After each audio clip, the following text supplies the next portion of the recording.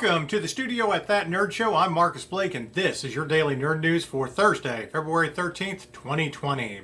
All right, our top stories of the day take us to TV and the wonderful world of Disney. Yesterday, we reported that a Disney alumnus was returning to helm a sequel in a certain movie franchise, being Rick Moranis in Honey, I Shrunk the Kids.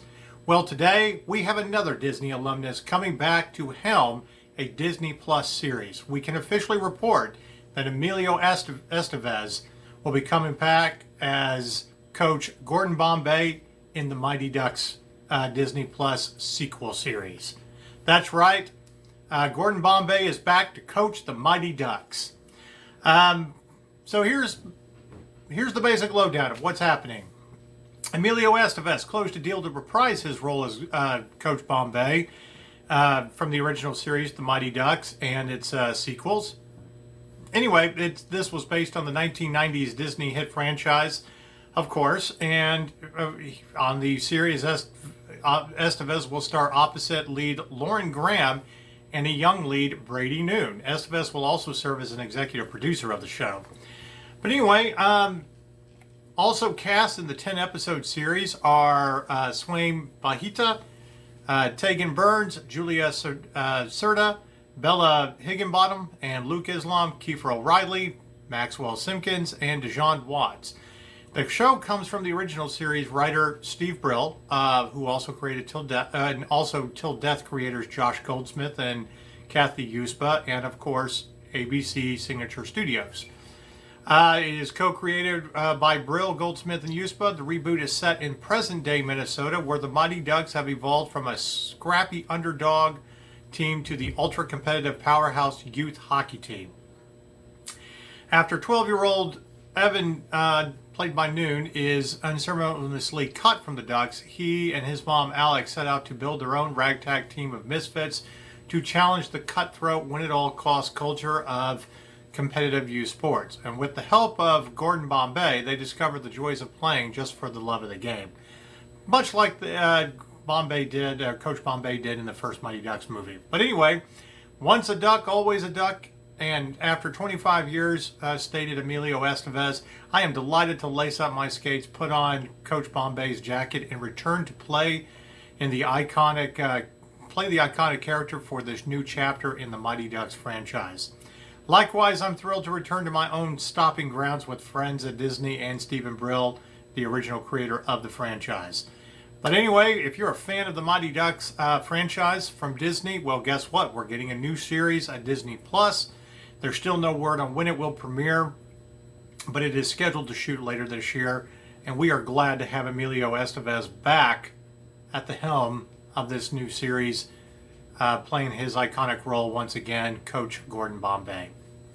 All right, another TV news for fans of Elisabeth Shue. She has a new project. She will be starring in Julie Delpy's On the Verge Netflix series.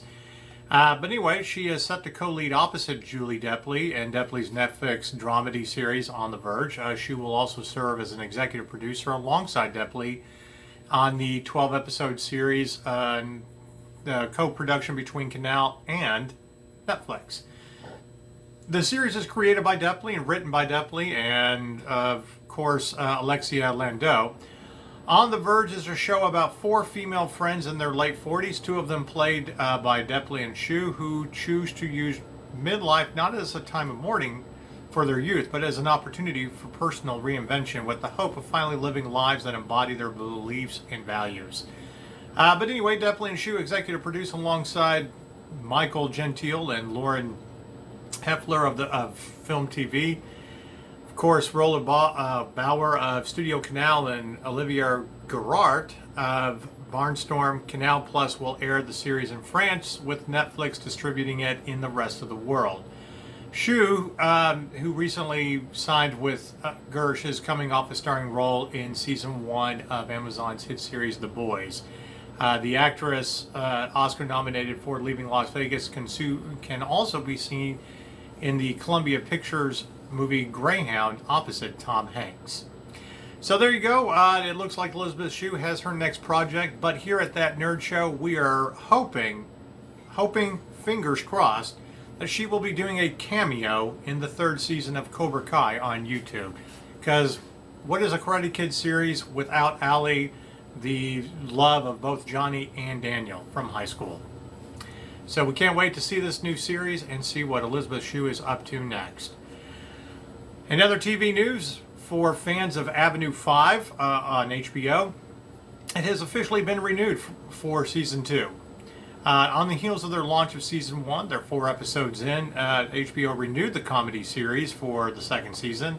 Amy Gravitt, the executive producer from HBO Programming, said, "We loved every minute of Avenue 5's inaugural voyage." And Armando Lanucci and his team of masters of smart and incisive comedy and the ensemble cast, brilliantly captained by Hugh Laurie, is second to none. We can't wait to see what's in store for our hapless heroes in Season 2. But anyway, this show was created and executive produced by Veep creator Lanucci. Avenue 5 is set 40 years in the future when traveling the solar system is no longer the stuff of sci-fi fantasy, but a booming multi-billion-dollar business. The series kicked off its 9-episode first season of 9 episodes on January 19th. Hugh Laurie was quoted as saying, "It was great to be back again with HBO for the first season. I'm doubly thrilled that HBO have now seen fit to put Captain Ryan Clark and his passengers and crew through even more physical and emotional hell next year." Actually, that was quoted by Anucci. But nobody provides angst-ridden laughs better than Hugh Laurie, and we're looking forward to seeing what further impossible situations and existential crisis we can plunge from him. Josh Gad and the rest of our fantastic cast into next.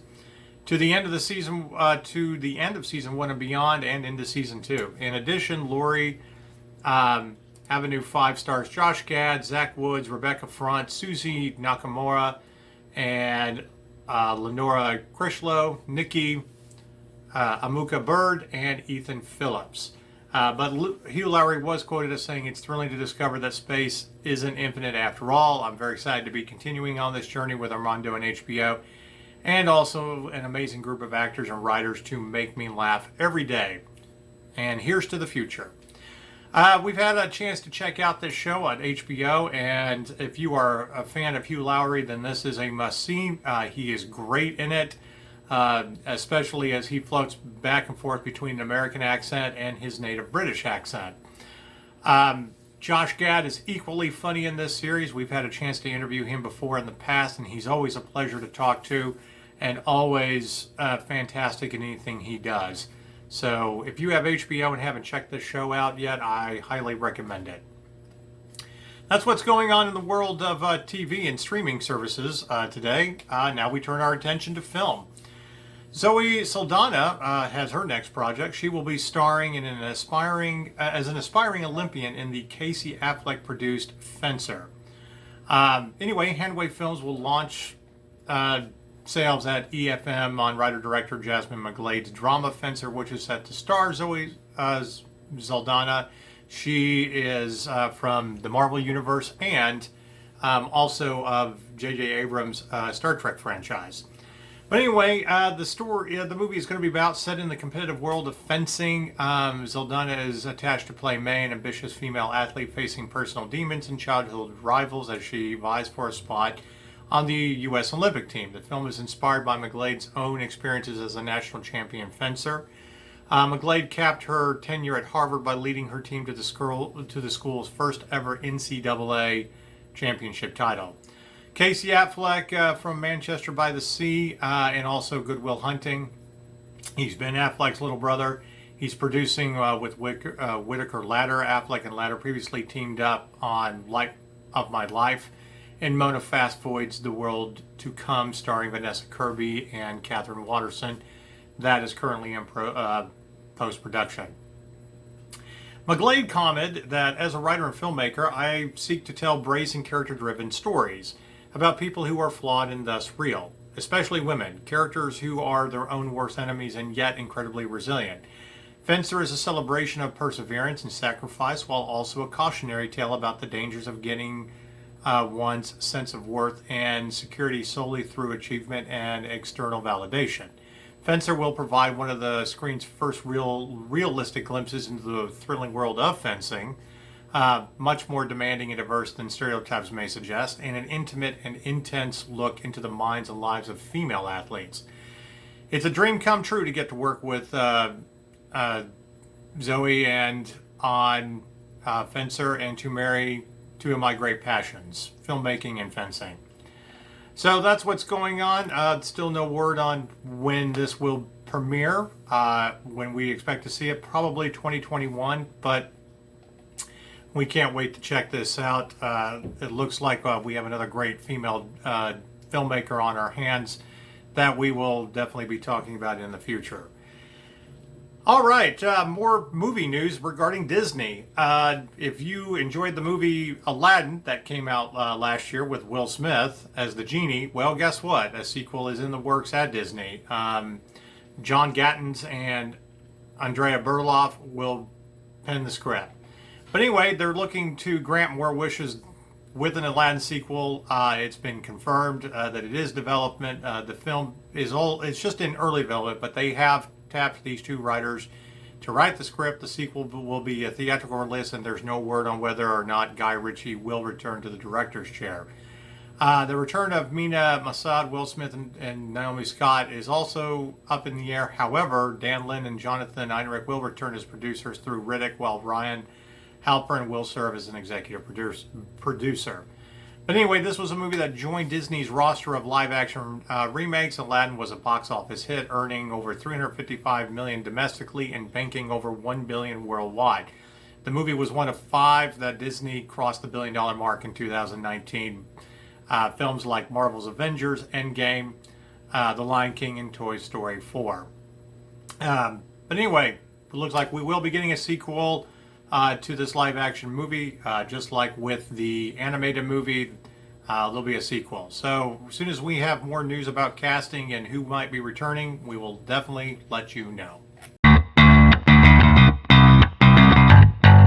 Pardon the interruption while you watch this fantastic video by That Nerd Show, but we wanted to remind you that when you're done, go to mynerdswag.com and check out all the cool swag that we sell to help support this great news outlet. Yeah, if you like funny gaming or pop culture retro t-shirts, we have them. If you want a fantastic nerd bracelet, show your love as a nerd, we have that. We are also the home of the Baby Yoda t-shirt. That's right, we got a Baby Yoda t-shirt that you can buy and help support That Nerd Show. So when you're done, go to mynerdswag.com, check it out, help support the show, and keep the lights on. Every purchase helps. And now we turn our attention to gaming. We have 2 news items for you in the world of gaming today. PUBG, better known as PlayerUnknown's Battleground, is getting an 8 versus 8 team deathmatch mode. That's right. According to a new update, this PUBG is the latest of the Battle Royale games that will be getting an 8 versus 8 team deathmatch. It is now live on the PUBG server, and changes have also been made to grenades, leaning and peeking right, visible blood effects, the parachute, follow function, and the Karakin map. Full details are available in the patch notes at PUBG.com. But it looks like this is update 6.2. If you've downloaded that, this is what's going on. The mode will feature will be a first-person shooter only, with respawns and no friendly fire. There are 8 spawn kits, loadouts, and to choose from, and health regeneration depend on your boost gauge, kills, and assistive. And it gradually restores your health after not taking damage for 5 seconds. Matches last 10 minutes, with the first to take 50 kills taking victory. Expect to earn BP for your trouble, but there won't be any server pass XP rewards. Of course, this doesn't make a complete pivot for PUBG into Call of Duty territories for fans who prefer Battle Royale. Not to worry, the announcement read, our core focus will always be to bring you more realistic and intense Battle Royale experiences out there. The new arcade branch will continue to grow too. The TDM mode will get new maps and tweaks, and expect new and familiar game modes to appear in the future. But anyway, you can check out more of this on the PUBG.com website. But if you're still playing this game, it looks like you can go and test the 8 versus 8 deathmatch, which is very similar to what Call of Duty Black Ops 4 introduced when that came out almost a year and a half ago. In other gaming news, Activision Blizzard pulls all its games off the Nvidia's GeForce platform streaming service. It's now streaming, but it's a streaming service for games. Anyway, the Call of Duty titles, World of Warcraft, and more disappear with no warning. If you're on there now and you can't find anything, this is not a drill. This is not Russian hackers. They have just pulled their service. But anyway, Nvidia's streaming service, GeForce Now, got some positive buzz when it finally came out of beta last week after years of testing, especially compared to last fall's lackluster launch of Google Stadia. But if its library keeps hemorrhaging games, it will likely have a tough time getting people to sign up for subscriptions, which is the way it tends to happen with any kind of Game Pass services that you have to pay for. But anyway, without warning, Nvidia announced in a forum post on Tuesday, actually, that Activision Blizzard was yanking all of its games off the GeForce platform. The list, which amounts to about 20 titles, included 10 different Call of Duty games from 2000's Call of Duty Modern Warfare through 2019 Call of Duty Warfare, alongside with the Activision published games such as Sekiro Shadow Die Twice and the beloved Blizzard titles Hearthstone and Overwatch.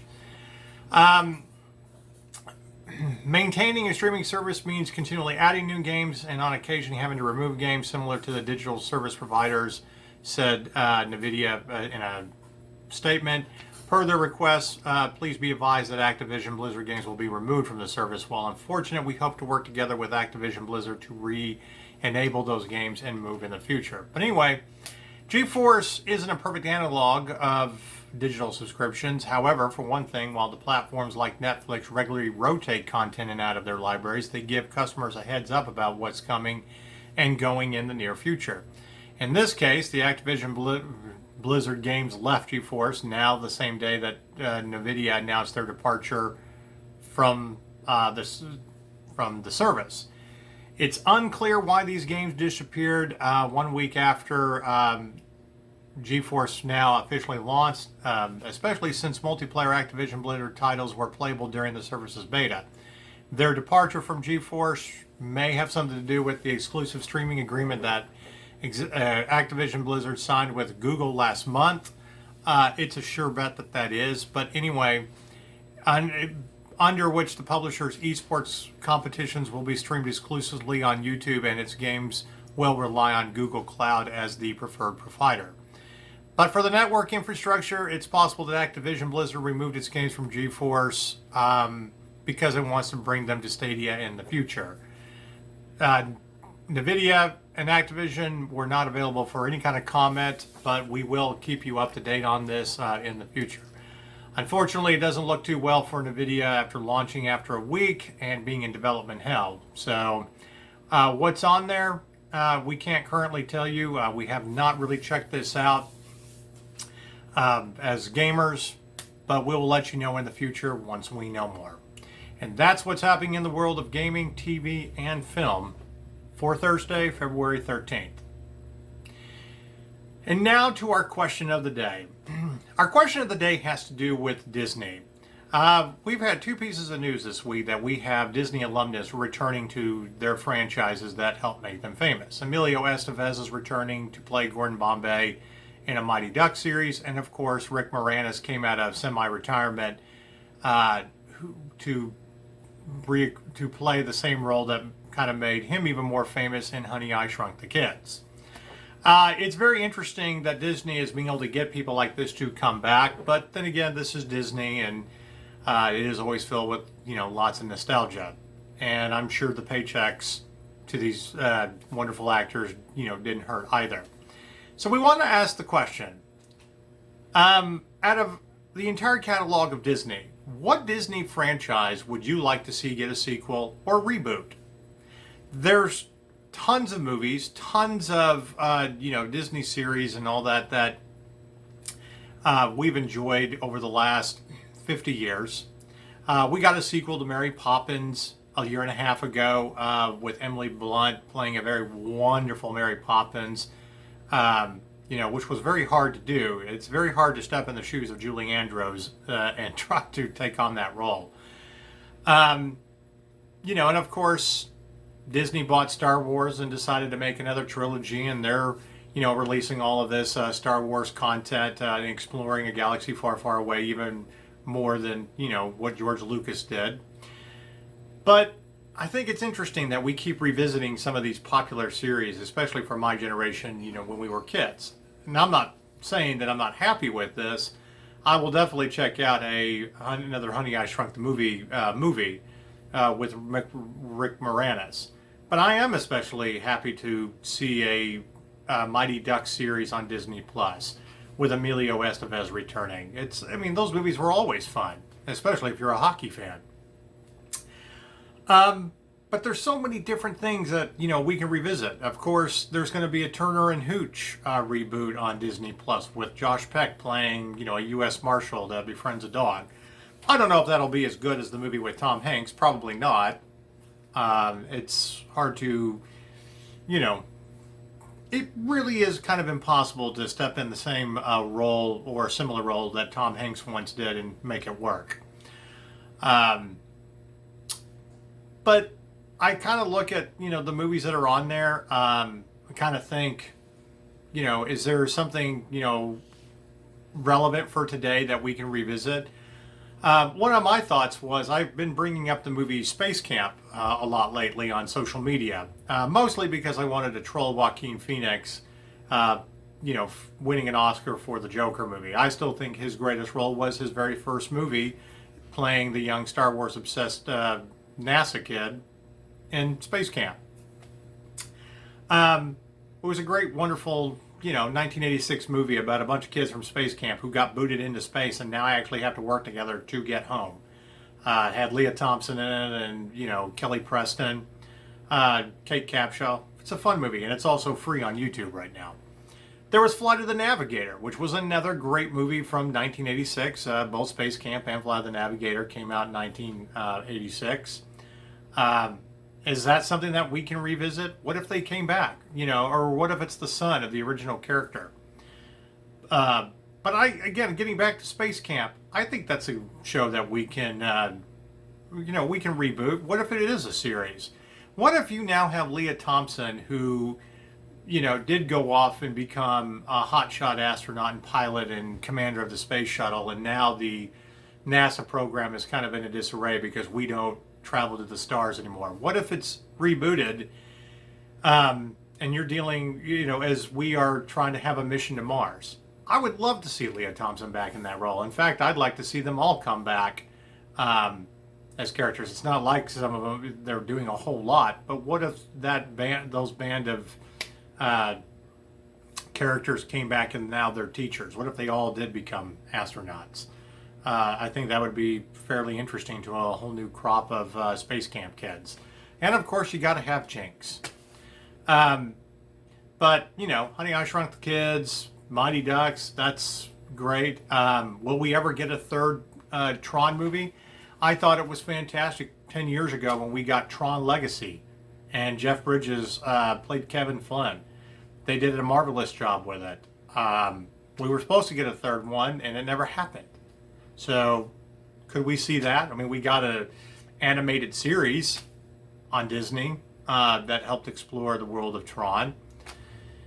But I think it would be interesting, as Disney Plus is obviously going to rule streaming services, considering what the price is, only $7 a month, what they will be able to do with it. So, we would love to hear from you. You can tweet us out at That Nerd Show. But the question of the day is, what Disney franchise would you like to see get a sequel or a reboot? There's tons of stuff to choose from. Let us know what should get a sequel or a reboot. What else can Disney do, that might be a cash cow, or at least add to the great catalog of Disney Plus? It's worthy of discussion. I'm Marcus Blake with That Nerd Show, and this has been your daily nerd news for Thursday, February 13th, 2020. Until the next time. Hello there, fellow nerds. I'm Marcus Blake, the editor and producer of That Nerd Show, and we need your help. That's right, we need your support. Like any news outlet, we rely on advertising and donations to keep the lights on. To be the greatest show in this universe, we need funding, and that's where you come in. Like most artists out there, we actually have a Patreon account, and we're asking for donations. But we're not just asking for you to give us money. We actually have stuff that we're going to be giving away if you donate. So we'll be uploading more and more videos to our Patreon account from YouTube, from our daily news to interviews with celebrities to gaming videos and all of our other individual shows that we are doing here in 2020. But to keep us going, we need a little bit of funding. And again, that's where you come in. So it can be as little as $1. $1 makes all the difference in the world. And you can do anywhere from $1 to $3 to $5, all the way up to $500. And we're going to be giving stuff away for your donations. So you can get some Nerd Power wristbands or any other wristbands from our series of wristbands that we're creating for nerds.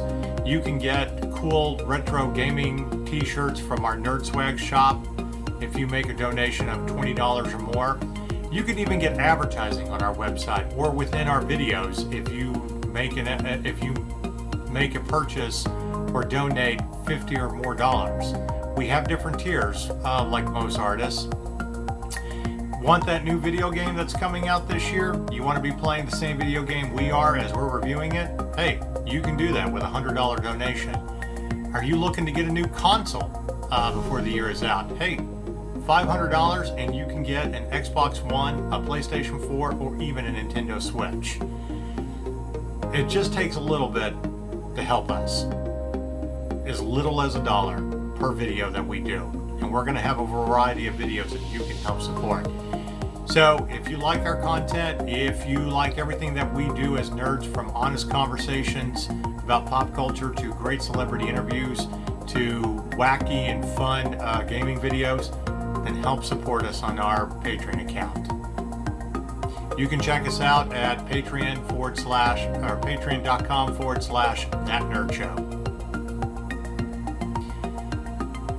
You can check us out at patreon.com/that. Take 3. Go to patreon.com/thatnerdshow and make your donation today. Even if it's just $1, we would greatly appreciate it. Thank you and stay nerdy.